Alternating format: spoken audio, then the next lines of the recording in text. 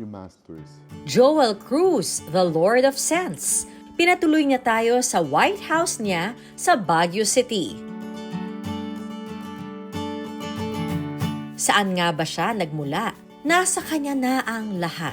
Sa dami kong blessings na naganap, na nangyari, natanong ko rin ng Diyos na, Lord, bakit ito sumobra naman yung blessings na nabigay niyo? Pero sino ang magmamana? So alam mo, yung aking pagkakaroon ng anak, pinagdarasal ko to. Kahit sabihin na sa akin na immoral yung ginawa ko, pero naniniwala pa rin ako na pinagkaloob sa akin ng Panginoon ito. Tara, get to know the Lord of Sense, Joel Cruz. Be happy! Come with me, put your hands together, ta-da, let's be happy. You will see tomorrow's brighter, ta-da, let's be happy. Pilipino tayo, kaya lumalaban tayong nakangiti.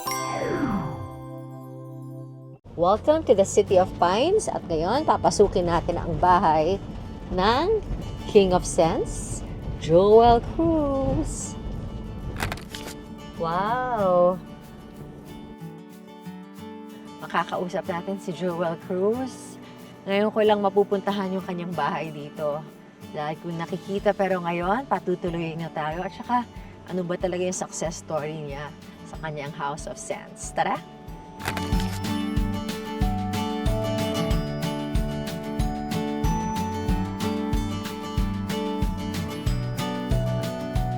Eto, tingnan mo naman yung feels na to. First time ko sa White House. Etong White House ni Joel Cruz, nakikita ko marami nang nagre-renta dito.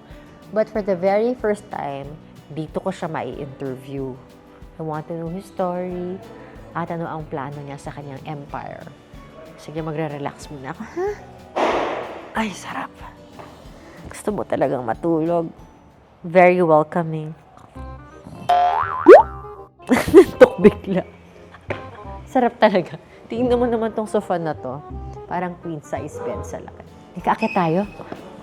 Tingnan mo tong stairs na to. Feeling mo ikaw si Cinderella. Lika. Tama, oh, di ba? Parang wow. Ganda ng stairs. Hello, everyone. Di ba? Parang feeling mo ikaw si Belle. Beauty and the Beast. Barely even friends. Kailangan, nagka-cardio ka dito. Kasi kaya mo kailangan mag-cardio, napakataas. Hindi ka pwedeng walang workout. Pag umakyat ka dito sa stairs, para ka na rin umakyat sa Banawi Rice Terraces. What? At now, we are at the roof deck. But you have to catch your breath and pretend that you are fit. There you go. Nice. Oh, wow. Ang ganda ng view. Ay, wow. On top of the world. So this is his house. The view from his house is a golf course here at Camp John Hay. Di ba? Ayan na siya. How are you? I'm good, how are you? Anong bago sa'yo? Mayroon akong colds, kaya ganun na lang, muwa na uso lang. ang ano. Bango mo. Hotel na to, di ba? Oo. Pero tumitira ka pa rin dito. May naka-dedicate na kwarto dito para sa'yo? Yun, yung Masters. Pero Yun hindi mo nandun. pinaparent yun, yung master. Pwede rin, Tapos ito yung sa nanay ko. Tapos, ano ba? Ayun, di yung mga Sige rooms. nga, Ay, quick ano house naman tour to eh? habang may... 11 rooms in nga eh. total. Tapos nandito sa likod natin ang dining, gano'n. Tingin nga. Halika kasi, Kailan pasok hindi sa ka dining. ba... Kasi, Ay, sorry. ito, nag-start talaga to private residence, di ba? Oo. Eh, nung na-realize ko, parang minsan once or twice a year lang ako pumupunta dito. Sabi ko, parenta man natin, mala pang Airbnb na ano. Ganda. Ito yung main dining. Nung ginagawa mo tong bahay na to, ano yung vision mo? Actually, wala pa akong anak nun eh. Kaya, yun nga eh, doon din parang sabi ko, blessing pa rin nangyari na I was just thinking for my family, kasi big family kami. 7 yung kapatid ko, tapos yung mga kapatid ko may mga family. So, ako lagi nag-host ng Christmas, yung ganyan. So, good thing na lang, medyo malaki yung napatayo ko dahil nagkaanak ako. Oo. Oo. Akala ko lang sa family lang. Pero nagkaanak ako, sabi ko, 8. Pag nagkaasawa yan, magiging 16 na kami. Pag nagkaanak dyan, pwedeng 24, di ba? Sabi ko, tama na rin pala yung ginawa ko na malaki. Although, iniisip ko in the future is, what if wala na ako? Ano kaya ang plan naman nila? Oo. Sila ba'y ikikip ito para sa kanila ring 8? Or ibibenta na nila? Hindi ko na siguro. May guide ko lang sila kung anong plan nila. But pag nawala ako, for sure may kanya-kanya ng decision yan. Sila na bahala. Ang ganda ng view dito. Oo, golf course yan. Lang, nung kakapagawa mo pa lang nito, na-enjoy mo naman yung view. Oo. Saka, Bakit Baguio? mahilig ako sa malamig na lugar. Dalawa lang gusto ko talaga. Baguio and Tagaytay. Dito, ito yung golf course. Ang maganda dito ako mag-New Year. Dito kami mag-New Year. Punta ka. Talaga ba? Alam bakit? Ando tayo sa roof deck, sa New Year yan. Pag 12, itong Buddha bibigay ng fireworks display. Golf course. Bongga. After nila, tatingin tayo sa kabila, dating Forest Lodge, yung Manor. Sila naman. Kaya ang ganda ng New Year's Eve dito. Palagi ka dito nag-New Year? Hindi. Ngayon lang ulit? Ngayon lang ulit. Kasi, dito ako lagi Christmas. Kaso, Christmas, doon kami sa Tagaytay. Kaya sabi ko, dito kami mag-New Year. Hirap naman na maraming bahay. Hindi naman. 11 bedrooms. Siyempre, sa taas nito, hindi pwedeng walang elevator. Oo. At saka ako, mayroon akong lower back pain. Kaya... Dati na ba yan? Dati na. It's subject for surgery. Ayoko naman magpa... nakakatakot. Oo, yun nga eh. Yan, dito, andun tayo ngayon sa second floor, no? Meron, dun yung room. Second floor yun? Oo, second yun eh. Oh, may gym, may garden billiard. Uy, wow, kompleto. Balik tayo dyan. Dyan sa third, dyan makikita yung room ko. Oo. Tapos 1, 2, 3, 4. Nandyan yan. Tapos fourth, dun yung room. Parang yung bahay mo rin sa Manila, no? Yung kompleto sa amenities. Next time dun tayo sa Tagaytay naman. Ayun yung presidential, yung room ko. Ito yung 1, tapos 2, 3, 4. Yun. Share pa rin mga bata dito. Oo. Tapos balik tayo sa taas. Kompleto dyan yung mga Ang bata. mga bata, oo. Malalaki na yung sapatos. Yung malalaki na sila. Correct. Malalaki na sila. My God, I'm sure. Tinignan ko ano yung video natin last Ang time. liliit pa dati, no? Oo. Pero ikaw di nagbago. Oo, ganun pa rin. Pero may sipon kayo ko, huwag na ako mag-ano. Baka makahawa ako. So ito yung rooms 5, 6, 7 sa theater. Tapos dito may roof deck dito. Ito yung kinukwento ko sa iyo kanina na maganda dyan kasi dito yung sa Forest Lodge. Forest Lodge. Hindi pala yung Forest Lodge. Dito yung sa Canyon, golf course. Tapos lipat ka lang dito. Dito naman yung view. Kaya parang feeling ko, parang akin tong fireworks na to. Yung ganun.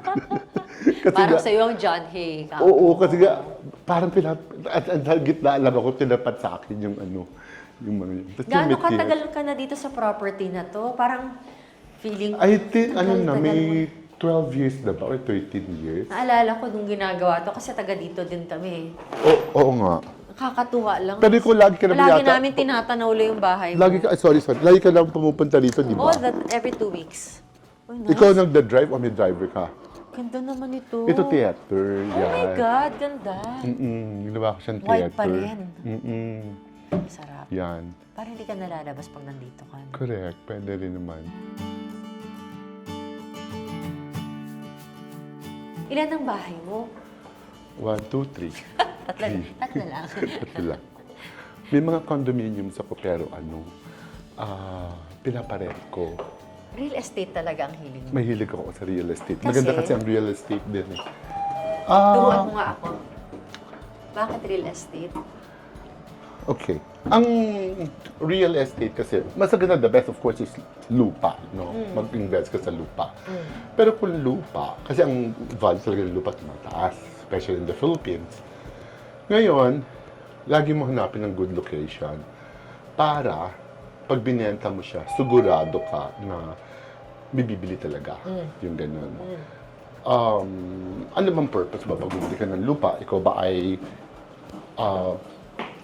para lang kumita ka, pwede kasing investment, or pwede naman papamana mo. Di ba? Swimming pool doon, heated. Wow! Ayan ang gusto natin, heated. Oo. Tapos nandun yung aking garden. Ang laki ng pool. Malaki siya. I mean, oh my, palaki siya talaga. Yan. Ay, panalo. Ano, pero hanggang ano lang siya, 5 feet lang.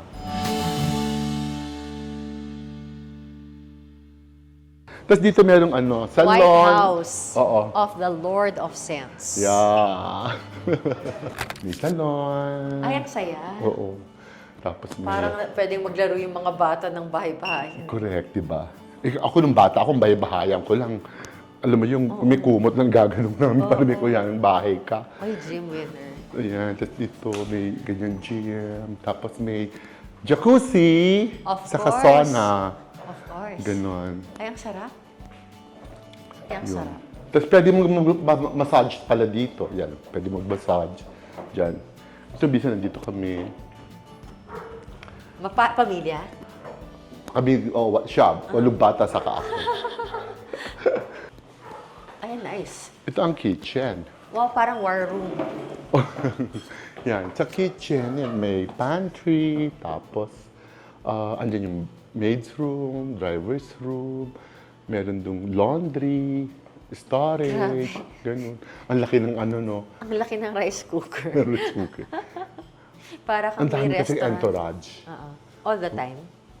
Ang dami kong entourage eh. Si drivers, tapos ito bago sila, ang aking mga content creator. Oo nga. Congratulations. Thank you. Paano naging Lord of Sense? We started, actually 1999 pa lang, last quarter. No? Tapos doon yung pagtitimpla-timpla pa lang, backdoor. So, bebenta lang ako noon sa mga ano lang, friends, kaibigan, or sa mga offices, hanggang Ano ka nun?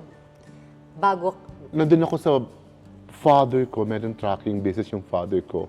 Ako yung general manager noon. Tapos sideline ko to. Hanggang nakita ko yung potential niya kasi nga, marami bumibili. Kasi may potential siya ba't mo talaga. naisip mag-sense? Mahilig ako sa perfume, no? Hanggang yung kaibigan ng father ko na nag-work sa Henkel Philippines. Yung Henkel is a German, ano yung company eh. Sila yung gumagawa ng FA soap, yung ganon.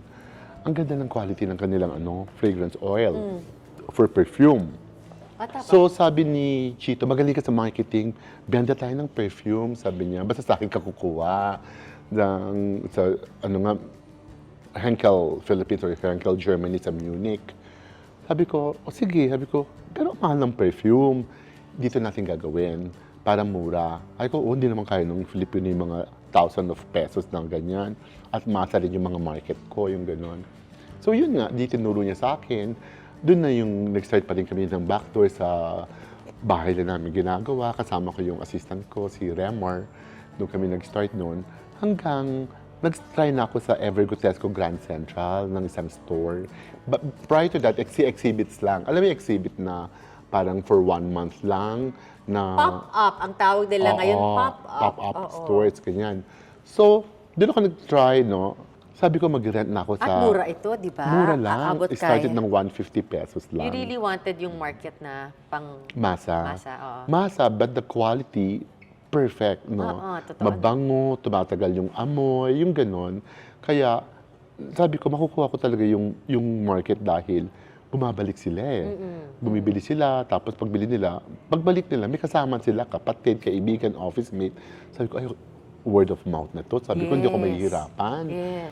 Hanggang nag-start ng one store, hanggang sabi ko nga, pwede na tayo mag-2, pumunta na ako ng Tutuban, ng Isitan Recto, 3 na, Ever Commonwealth, 4 na, yun, hanggang dumadami na. Parang bilis naman nangyari lahat.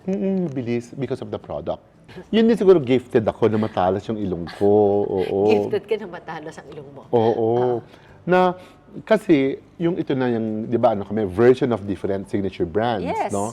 So, dapat, yung amoy ng original na yon parang-pareho ng version namin.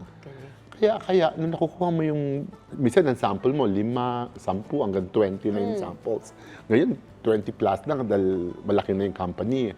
Dati nag-start lang ko, pa 5 lang yung inaamoy ko. Ngayon, sa 1 cent lang, ang dami. Hanggang makuha mo yung pinaka-perfect na scent. So doon ako blessed. Pero dumadating din talaga yung time na sa office ko, yung room, na-immune na ako, wala na akong Oo, maamoy, yes, stop na yes, ako. yes. O minsan pabubuksan ko yung mga bintana, lumabas na yung amoy, yung ganyan. But ngayon, sa factory namin, sa planta namin, may mga room na talaga kami na talagang first smelling lang, yung gano'n. Iba Yun, na, oo. oo. Sophisticated High-tech na, na. sophisticated na. Yun. And ang planta namin ngayon, ano na, fully automated. 60 ka na. May libro ka. Ano ng mindset mo from the young Joel Cruz? Anong kaibahan? I'm so thankful to the Lord for all the blessings na binibigay niya. Kasi I'm so ambitious when I was younger. Ambitious in a sense na dreamer ako, na gusto ko yumaman talaga. Alam mo, nung maliit ako, mahilig ako manood ng The Lifestyle of the Rich and Famous. Kaya ganito ba mo? Oo. Tapos, hindi man ako mayaman noon, no, average lang kami. Pero, ang hilig ko talaga na pinapanood sila na may yate sila, eroplano sila, ang gaganda ng mga happening sila, activities nila, ang ganda ng kotse. It's all material things, kumbaga. Sarap na baga pagkain, yung ganun. Parang, ang sarap-sarap ng buhay nila, may mga bodyguard sila. Ako naman, siguro hindi mo masama mangarap, wish ko yung ganon. Sabihin mo na ambisyoso ako masyado. Oo, masyado ako ambisyoso. No? Pero somehow, maganda pala yung ganong ambisyoso ka kasi pinipurso mo na magawa mo yun. Siyempre, hindi mo na magagawa overnight or gawin ng wala kang sipag, wala kang tiyaga, wala kang dasal. Sasama mo lahat yung ganun. Kaya awa ng Diyos, nangyari naman. Di ba sabi ko nga, nangyari yung punto na sa dami kong blessings na naganap, na nangyari, natanong ko rin ng Diyos na, Lord, bakit to sumobra naman yung blessings na nabigay niyo? Hindi naman yata ito yung hinihingi kong blessings. Sumobra-sobra, yung ganon. Alam mo, ko na-share ko sa'yo, nasagot yun, yung question na Ano yun. sagot doon? Hindi naman talaga nagpakita sa akin, may apparition niya na kinausap ako. Nung tinatanong ko yun, all of a sudden, I received text messages coming from my employees. Nagpapasalamat sila, yung mga employees ko, na sabi nung isa, he was so thankful mula nung nakapasok siya aficionado because dati, wala silang masyadong pagkain mag-asawa, no? Tapos, nanghihingi sila sa nanay nila sa kabilang bahay ng pagkain, ng ganun.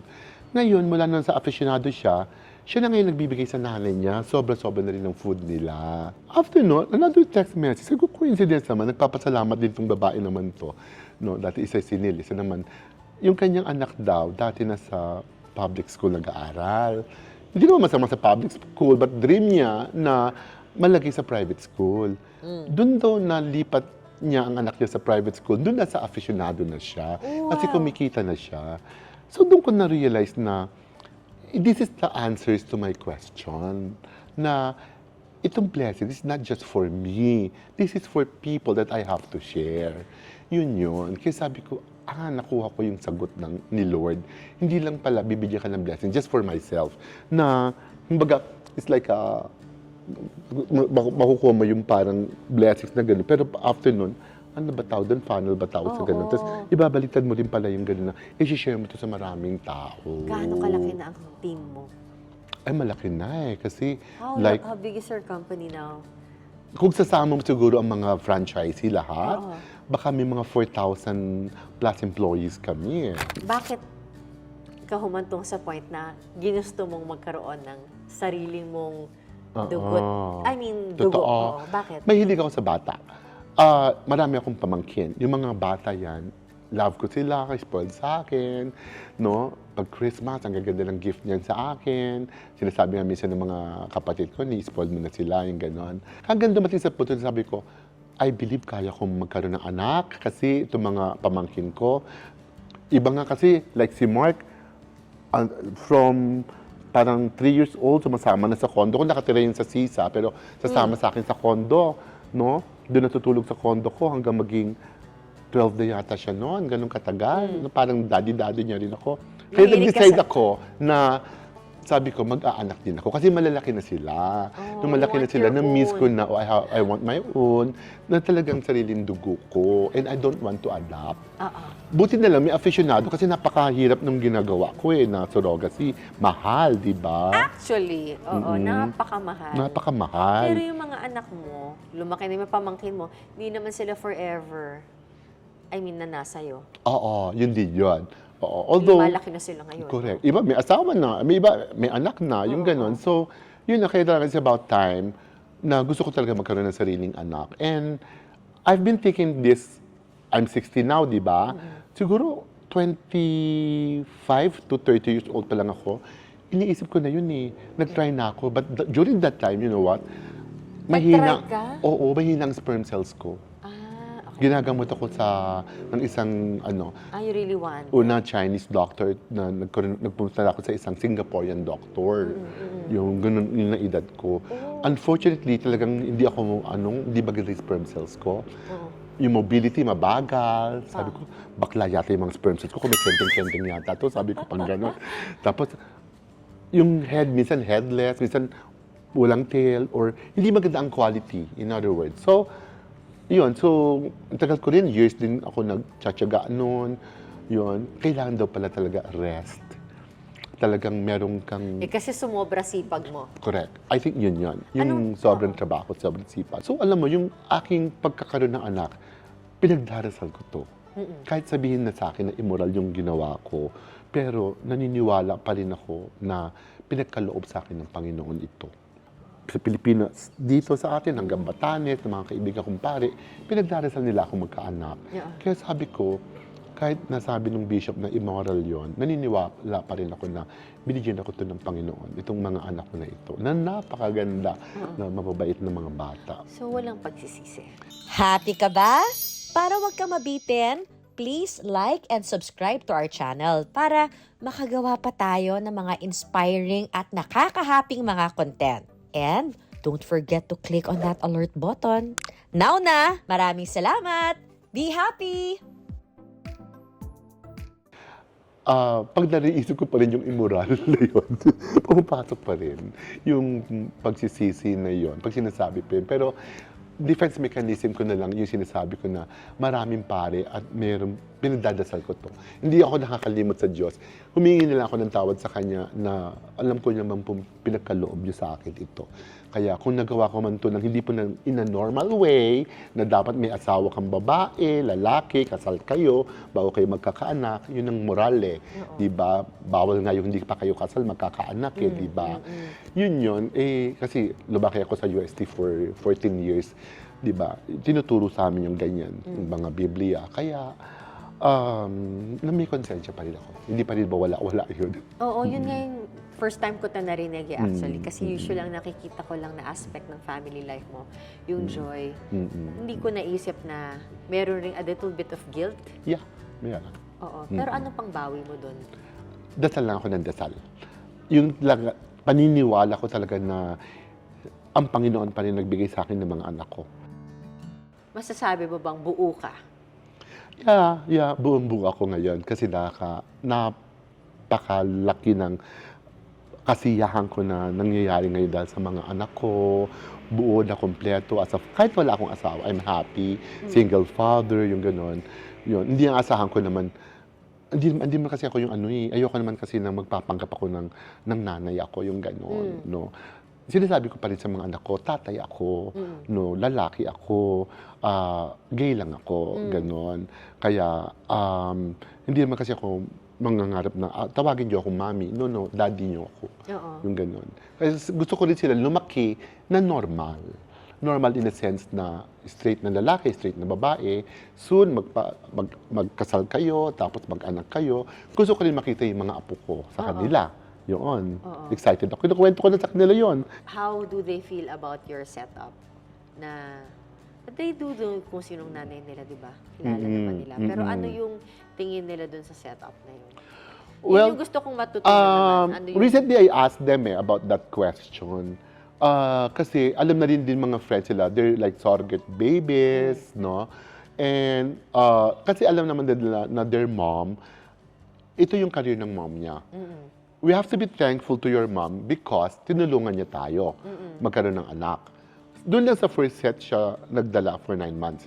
The remaining 2 sets of twins, saka yung ika-7 and 8 na children, Excel lang kinuha namin sa kanya. So, meron ng ibang, kasi hindi niya na kaya Para dalhin. buo pa din. Oo. Para lahat sila, isang magkakapatid na 8, isang nanay, isang tatay. Yes, yes. Magkakapatid talaga sila.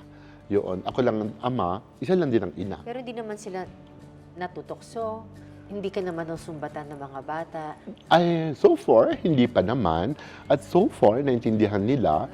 At so far, hindi naman nila hinahanap yung mom nila to the point na may rebelde na or gusto na nila makita yung mom nila, gusto nila makasama yung mom nila, may mga ganong wish or desire. Wala naman.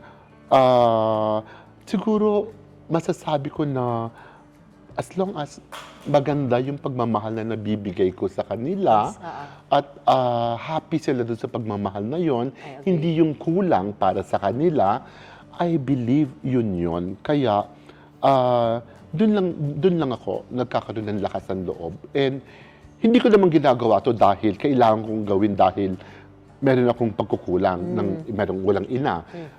Siyempre, natural to sa akin na ginagawa ko dahil gusto ko naman talaga magkaanak, mahal na mahal ko sila. Ano ang legacy ni Joel Cruz na gusto mong iwanan? Well, I always remain humble. I always remain humble, no, na I keep my feet on the ground, no. So, saan ba tayo makarating, no? Ano man posisyon ang maabot natin, ano mang title ang marating natin, no? Gusto ko hindi yayabang ang tao, no? At pangalawa, gusto ko may takot lagi sa Diyos, no? May takot sa Diyos na kasi Katoliko ako no. I respect naman other religions, no? Kung ano naman yung ikabubutil ng religion sa iyo, sundin lang yon, no? Yung mga pagnanakaw, yung mga maling gagawin sa kapwa, yung gano'n. Yun ang mga ayaw ko sana mangyayari. Kaya sana, kung ano man yung nakita nila na ginawa ko sa buhay ko, no, ito yung tingin ko ikabubuti talaga ng bawat isa. Meron kang gininto ang puso, marunong kang magbigay, marunong kang magmahal, wala kang tinatanim ng mga sama ng loob kung kanino man tao, yung ganon. Na-realize ko na ito nung may edad na rin ako. When I was younger, I have to admit, hindi Hindi ako ganon. Medyo mahilig sa material na bagay, yung ganyan. Pero pag na-reach mo rin pala yung ganito, ganun din pala naman ang buhay. Hindi kailangan lumaki ulo mo, yumabang ka, maging boastful ka, pagyabang mo lahat to. Yung ganun. And ngayon, yun nangyayari rin sa atin, sa Pilipinas. Nakukwento ko na rin sa mga anak ko yun. Ibig ko sabihin na kung maging politician man kayo, yung ganun, politiko kayo kasi nagtatrabaho kayo para sa Pilipinas, sa mamamayang Pilipino. Parang Lavish kagaya nila, lifestyle. di ba? Pero yan ba lavish- yung legacy ang iiwan nila? Nakakahiya, di ba? Tsaka Yung ganun. makikita mo na lavish yung lifestyle, Mm. pero yun nga, ikaw lavish ang lifestyle pero pinaghirapan mo. Yun. Yun ang pagkakaiba nun. So, etong lahat ng meron ka, bahay, anong plano mo dito? Well, kanila mapupunta. You think your children, all 8 of them, will care for you? Do you feel it? I'll pray for that. I pray for that. Although, kasi ayoko naman kasi parang conditional na parang kaya ka ng anak kasi gusto mo pagtanda mo may mag-aalaga sa'yo. Ayoko naman ng ganon. Gusto ko siyempre maging kusa sa kanila. What I'm doing right now is nakita nila, especially yung mga sila princess, yung mga panganay, kung paano ko kasama ang nanay ko nung buhay pa siya. Kahit nasa abroad, tutulak ko ng wheelchair, kahit na may kasama na akong boy para sa wheelchair sa kanya, yung ganon, sasakay ko yan lagi siyempre sa business class, yung ganon. Gusto ko yung comfort niya kasi kaya naman, may pera, yung ganon. So, lagi kong kasama yan, mahal na mahal ko yan, no, para ko siyang reyna, yung ganon. True. Yun. Ano mang gusto mo sa birthday mo, no, anong handa, sinong bisita, sinong entertainer ang gusto mo. Talagang ginawa mo for mama lahat. Oo, lahat ng wish niya. Gusto ko mawala man siya, natupad.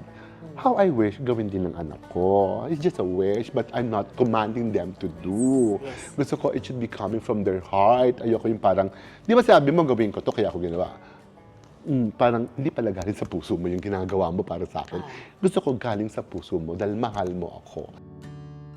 Hey, say hi! Ako nagmamaneho nito. Ay, wow, sarap. Electric pa, wow. Oo, electric siya. Mabilis siya. Kaya enjoy ako rito. Then we'll Para sit kaming there. Bonsrap family, Dito, ha? sit here. Ako sit si here. Sor Sit Maria. here. Let us bring us back to Dome. Yeah, remember? And that's the other side of our Lord of Scents. Be happy!